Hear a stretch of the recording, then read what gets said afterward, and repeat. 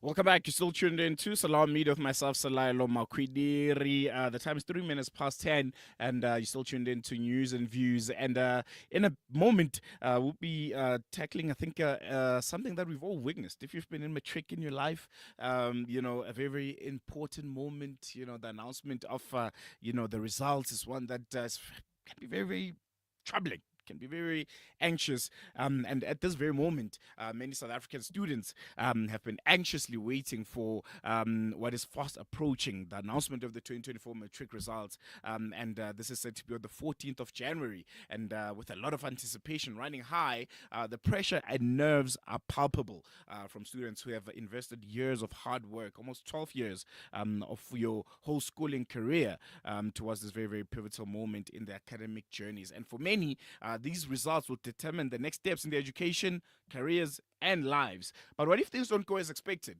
What if the much coveted bachelor's pass remains out of reach or the results aren't what you hoped for? Today we'll explore what students can do if they don't pass or if they miss out on the bachelor's pass, and how can they remain positive and find alternative pathways to success, and to help us navigate and unpack this very, very important and uncertain time for a lot of students. I'm joined by Dr. Daphney Mawila. She's a lecturer in the Department of Educational Psychology at the University of Johannesburg, and she will offer guidance on handling the anxiety of waiting for the results, and provide valuable advice on the options available to students no matter the outcome. Dr. Mawila, thank you so much for joining us. Welcome to Salam Media. Really appreciate you giving us your time this morning. Thank you so much for inviting me. It's such an honor for me to give back to the community. I'm happy to be here and to be joined by your audiences. No, the pleasure's all ours. And I think, with the matric results announcement just days away, many students are feeling quite nervous, quite anxious. Could you maybe speak to, the emotional challenges that students face during this waiting period, and how they can manage their stress and anxiety in a healthy way? I think, we've heard numerous times of, some students, unfortunately, taking their lives because of, their results not being what they've expected, some falling into depression and all kinds of things. Just speak around that, the emotional challenges and how they can be mitigated or handled during this very, very difficult time. Thank you so much for such a beautiful question. It's much needed during this time of the year. So I'd like to start by saying matric year is quite a challenging year for most of our learners in educational institutions. To the class of 2022, let me start by applauding you for persevering throughout the year, especially during the stressful period of the examination.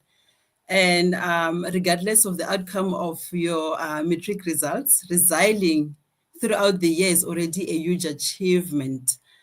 As you wait for your exam results in anticipation, well-being is critical, as you may be facing a number of emotional and psychological adversities. And this could include fear of failure, which makes sense, especially during this time of the year.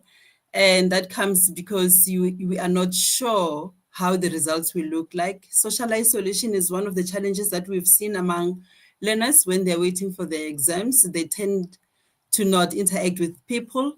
Pressure to succeed, and I think based on what you explained, that it determines how they progress from now and into their future aspirations. Anxiety is very common. We see a lot of people getting very anxious, and some of them do get diagnosed with anxiety, especially during this time of the year.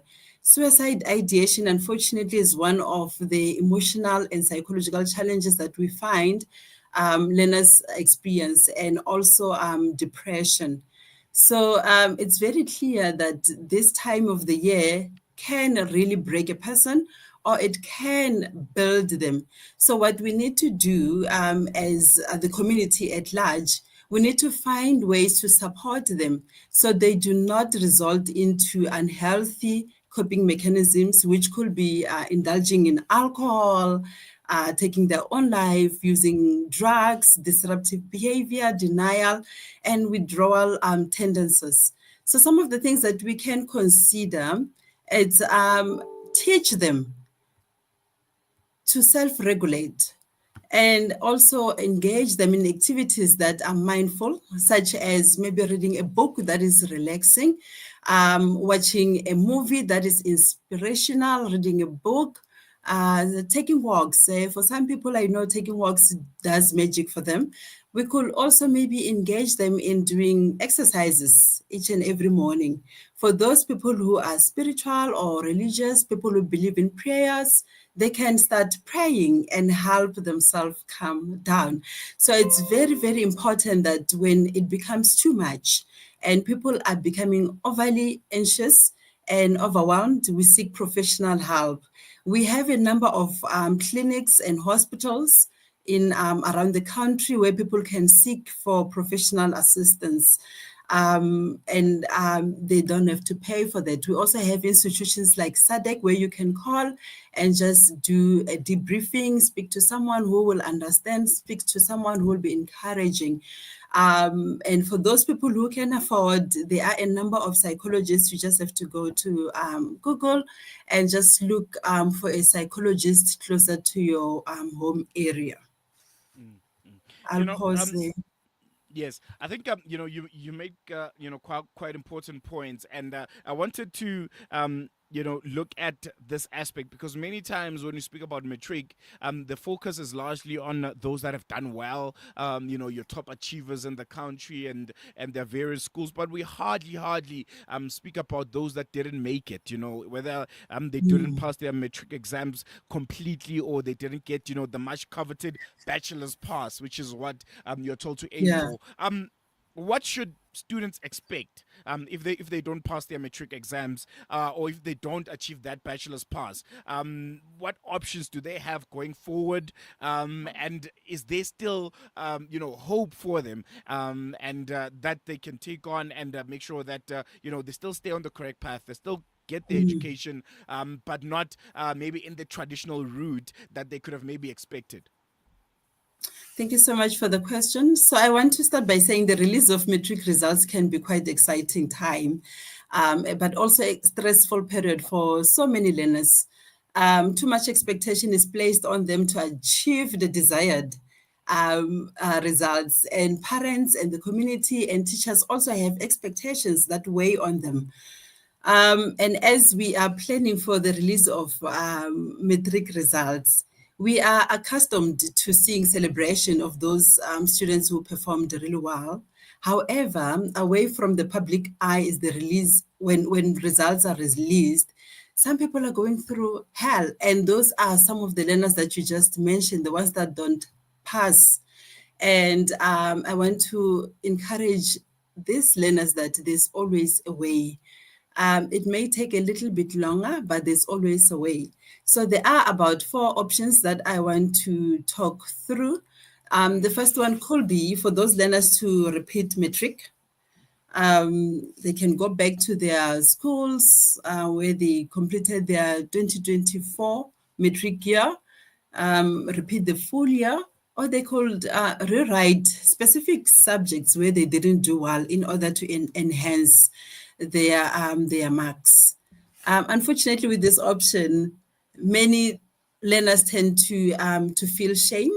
And also there's a bit of stigma and isolation from the community that, oh, so you didn't pass, you're going back to school, you're going back to repeat the grade. And what's very important in such a case is support from parents, teachers, friends, as well as the mental health practitioners. But I always say that the most important thing is when you fall. And in this case, when you fail, the most important thing is to get that strength, to get that energy to go back and redo that year. The second option could be enrolling at a TVET college, what is known as Technical Vocational Educational Training. There are a number of colleges across the country, and they are also sponsored by the government in terms of the NEFSAS or financial support, where our learners can go and explore different qualifications that could be intriguing to them and choose the one that will help them get to the destination where they want to get. Mm-hmm. Doctor, I want to focus on that. I think you make a Yeah, really really important point of vocational training institutions, TVET colleges, as they're commonly known. There's still yeah, this stigma in South Africa that they are the less desired, the unwanted yeah, stepchild of education. yeah, How can we break that? How can we yeah. make people, parents, students understand that yes, you do have traditional universities in South Africa. They're great and well, Mm, but TVET colleges, they also have as much weight, as universities in South Africa, and they shouldn't be looked down upon. mm. I fully agree with you. And we do a lot of reach out work from the university.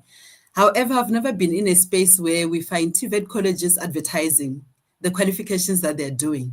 And according to me, that's part of the problem because they're not marketing. And as you said, we need to educate the public that TVET college can also get you to the destination that you want. They do offer hands-on skills that are necessary for employment. And I also want to share with the public that not all learners are academics. Some of them are gifted in hands-on work. And if we are able to identify them from a young age, we need to, pave way for them to go to TVET college so they can get the qualification, which will be used as an entry into the world of work. And in South Africa, there's scarcity of specific, skills. And this could include qualified artisans, technicians, which are some of the qualifications that are offered at TVET colleges. Most people who are successful are people who are also in building industry, construction.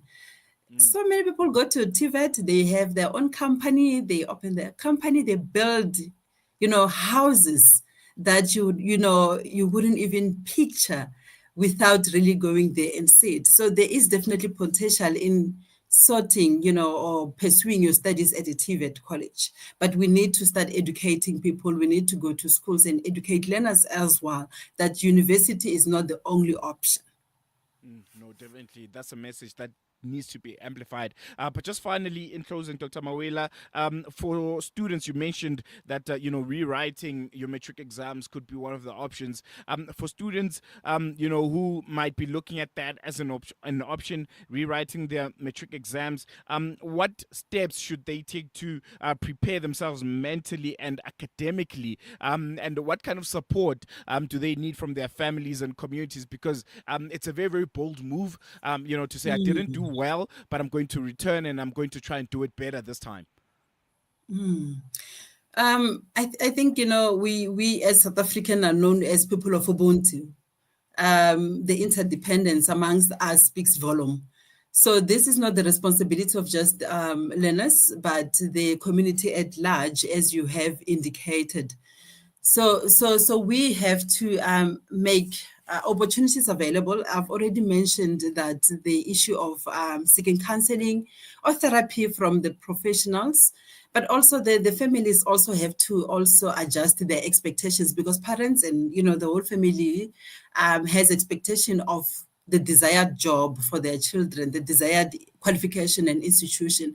We also need to challenge them to refine, to change expectations to what a child can attain. And in schools, teachers have to be welcoming. They need to help and support the learners who are repeating the grade. And for those learners specifically, they also have to find ways to cope. And this could be in a form of